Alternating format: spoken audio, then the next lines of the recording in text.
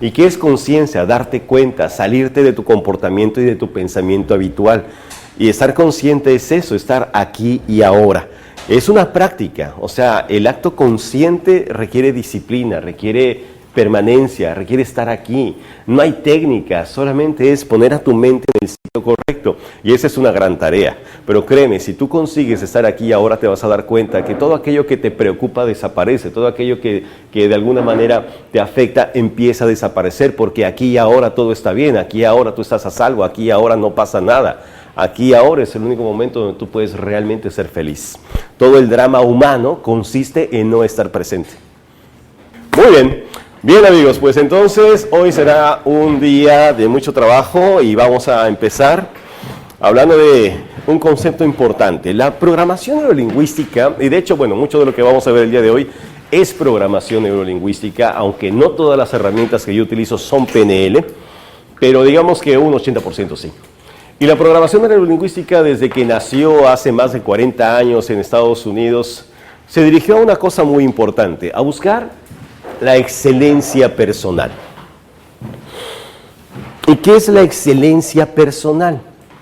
La excelencia personal la podemos definir como el punto en el cual tú estás conectado en el máximo nivel de recursos, generando tus máximos logros para un contexto determinado.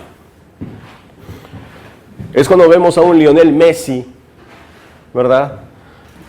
Llevando el balón pegado a los pies, haciendo lo que sabe hacer en su más alto nivel de desempeño y viendo esa magia que genera en el campo.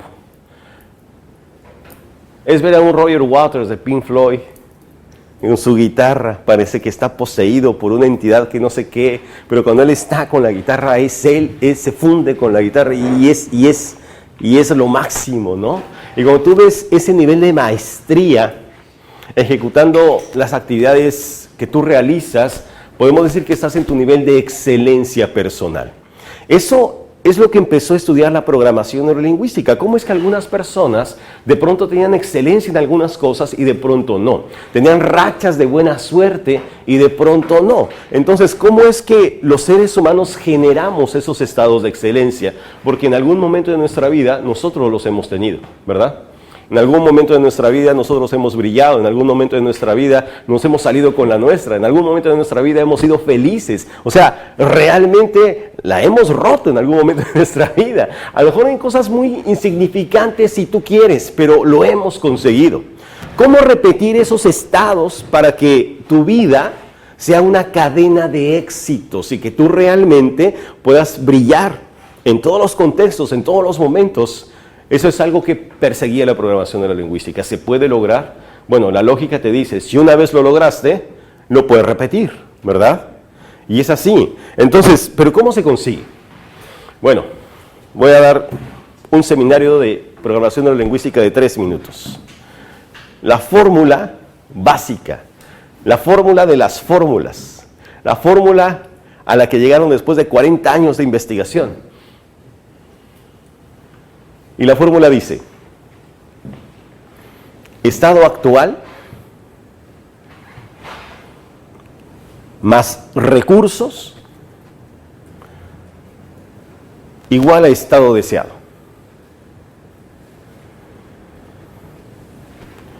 Fin del curso, gracias por su atención, éxito cuántico. No, realmente esa es la fórmula. La fórmula es muy sencilla, aunque llegar a ella a través de la práctica quizá no lo sea tanto. Pero mi estado actual, más los recursos que yo necesito para poder brillar en ese momento específico, da como lugar el estado deseado. Es decir, el estado que yo quiero tener para poder desarrollar todas mis cualidades y poder brillar en ese momento específico. Bien. La pregunta es entonces, ¿cuáles son esos recursos que yo necesito? ¿Y cómo accedo yo a esos recursos? Y de pronto estoy frente a un cliente y me digo cosas como, me gustaría tener mayor seguridad, mayor poder, mayor nivel de persuasión, ¿verdad? O estoy frente a una chica en un bar y digo, me gustaría tener mayor confianza, acercarme con mayor poder personal de atracción, o tal vez, ¿no? O a lo mejor estoy yo cerrando un negocio y digo, me gustaría tener mayor poder de decisión, de negociación, negociación. Entonces, esos recursos que de pronto nos hacen falta y que nos percatamos de que no los tenemos, muchas veces son como piedras en el camino que no nos permiten hacer lo que más deseamos.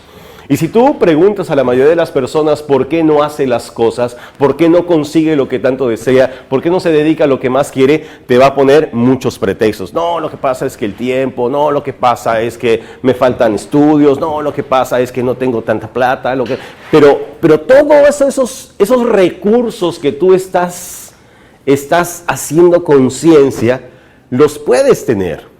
Son recursos que realmente pueden llegar a ti para que tú empieces a desarrollarte en aquello que tú más quieres. La pregunta es, ¿cómo lo hacemos? ¿Cómo podemos llegar a esos niveles de recursos?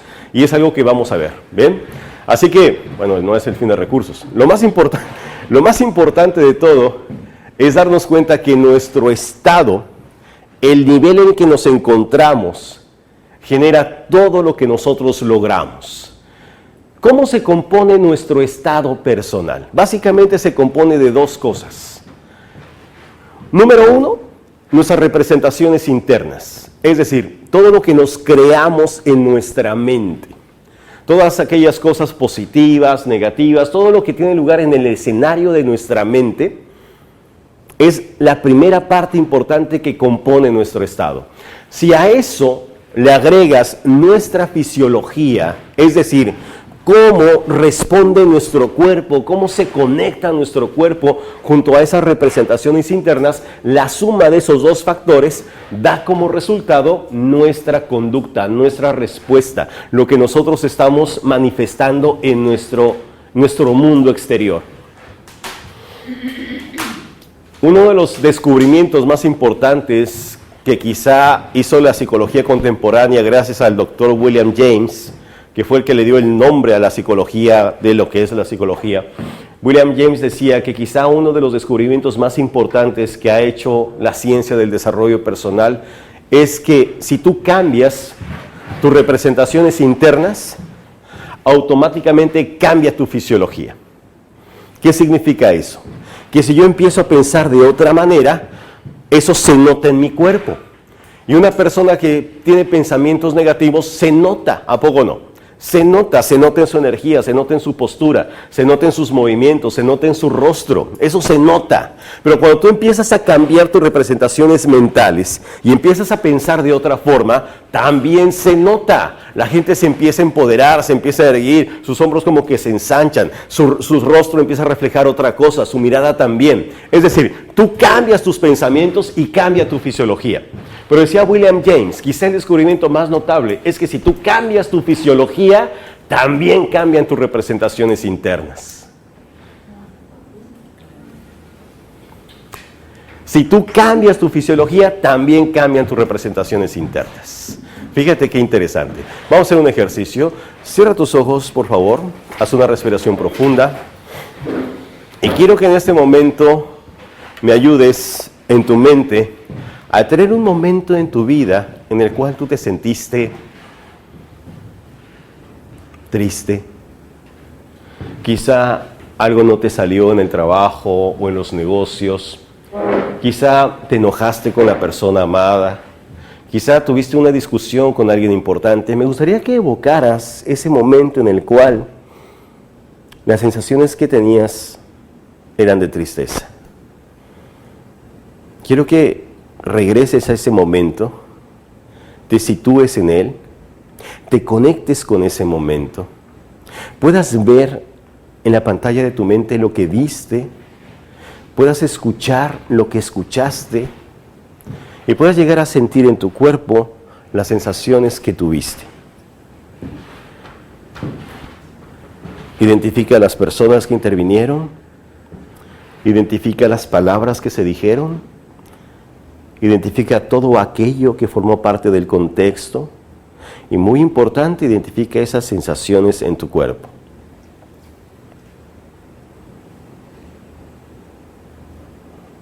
Ahora quiero que por favor hagas una respiración profunda y levantes tu rostro como si estuvieras viendo el cielo.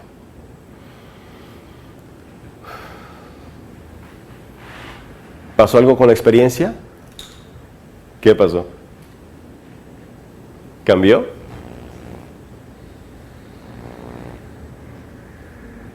¿Siente lo mismo? ¿Ha cambiado algo? ¿Qué pasó? Normalmente se va.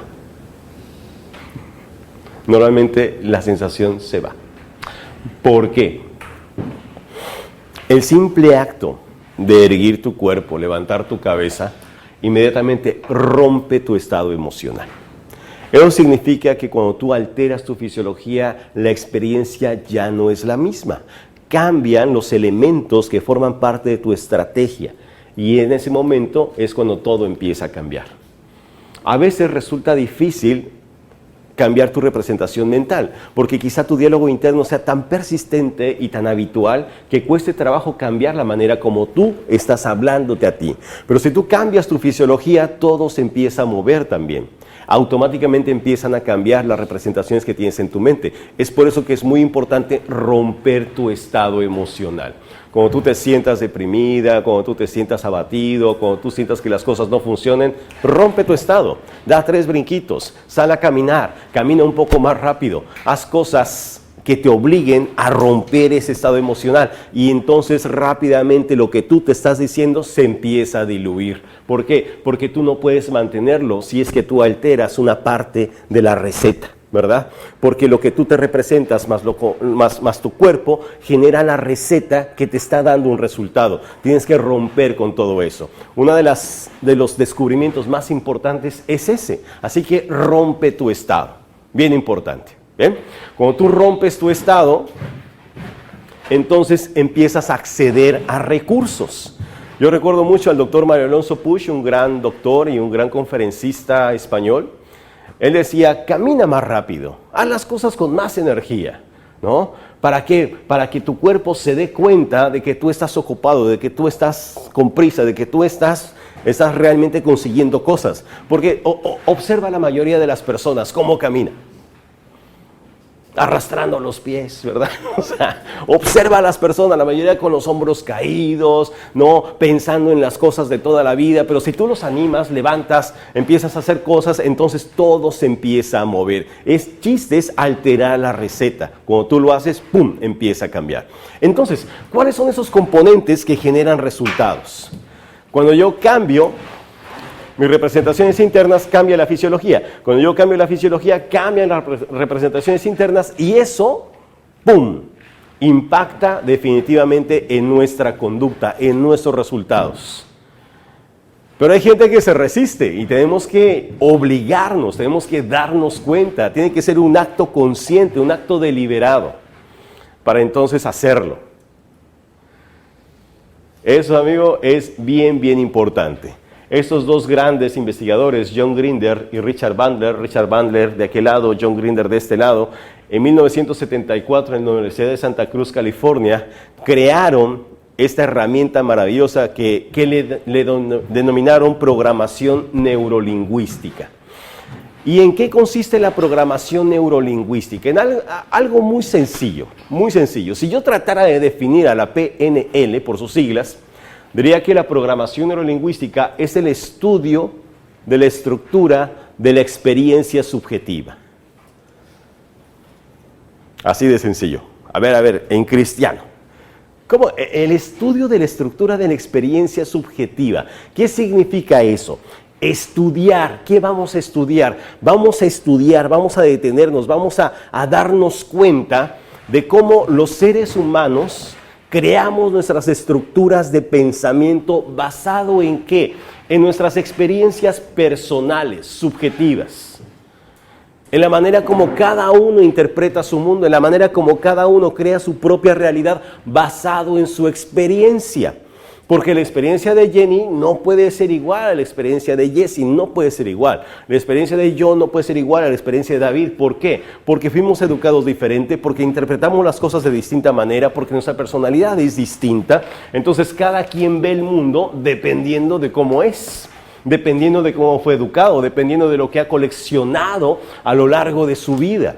Entonces las experiencias no pueden ser iguales. La PNL lo que estudia es cómo creas tú tus propias experiencias, cómo creas tú tus propias estructuras. Y si yo conozco la estructura, puedo repetir esa estructura en otros contextos. Si una estructura no me sirve en este contexto, puedo destruir esa estructura y jalar otras estructuras para crear una conducta mucho mayor. Eso es lo que hace la programación neurolingüística.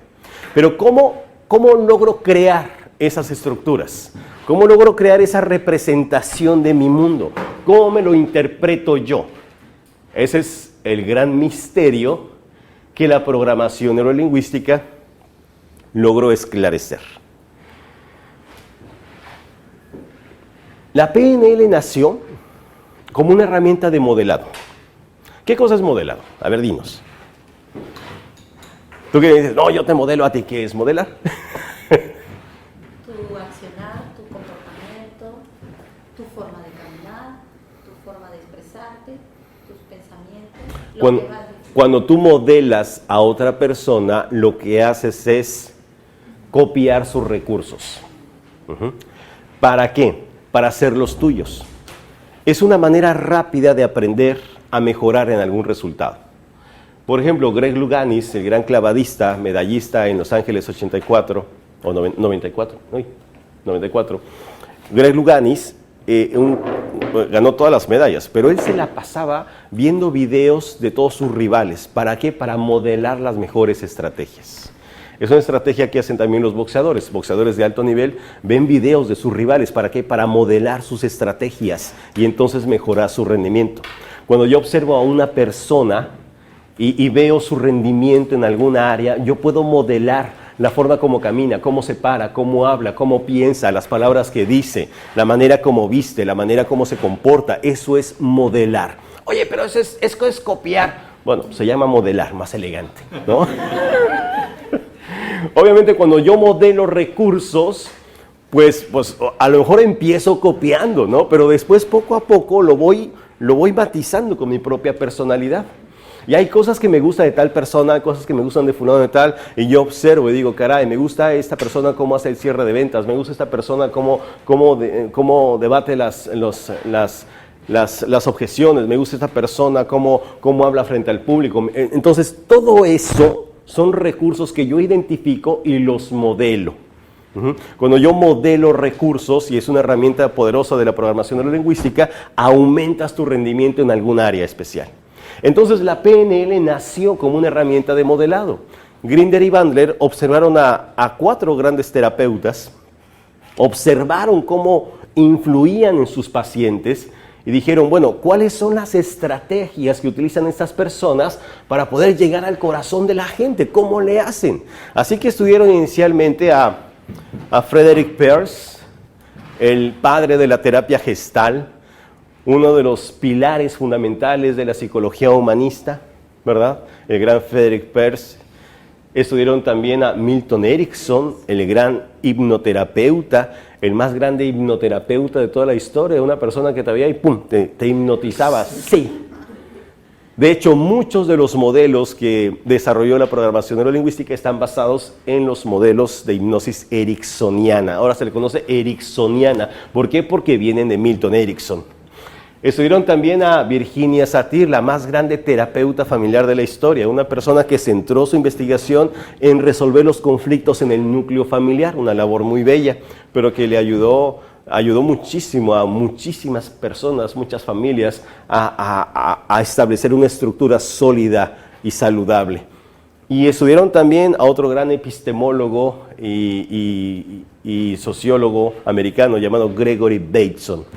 Son los 4 pilares fundamentales en los cuales la programación neurolingüística nació en aquellos ayeres, en 1974. ¿Y por qué le llamaron programación neurolingüística? Bueno, se le llama programación porque se refiere a la manera como nosotros organizamos la información, tanto lo que estamos recibiendo del entorno como lo que construimos dentro de nosotros. Es por eso que las personas, aunque vivamos la misma experiencia, no nos la representamos igual, ¿verdad? Vamos a ver la misma película al cine, a ti te gustó y a mí no, ¿verdad? Así es. ¿Por qué? Porque nuestras representaciones internas generan una realidad diferente, aunque estemos frente a la misma circunstancia.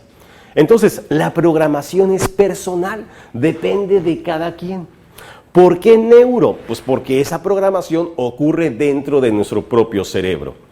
Ocurre gracias a la manera como nosotros experimentamos la realidad a través de esas conexiones neuronales que van creando nuestros mapas de la realidad. Cada uno de nosotros tiene una estructura cerebral muy personal, porque cada vez que tú tienes un pensamiento, se crea una estructura dentro de tu cerebro. Es como tu huella digital. ¿Y por qué lingüística? Porque esa programación ocurre precisamente a través del lenguaje, a través de nuestra comunicación interpersonal e intrapersonal. Y esa comunicación es la que crea nuestra propia realidad.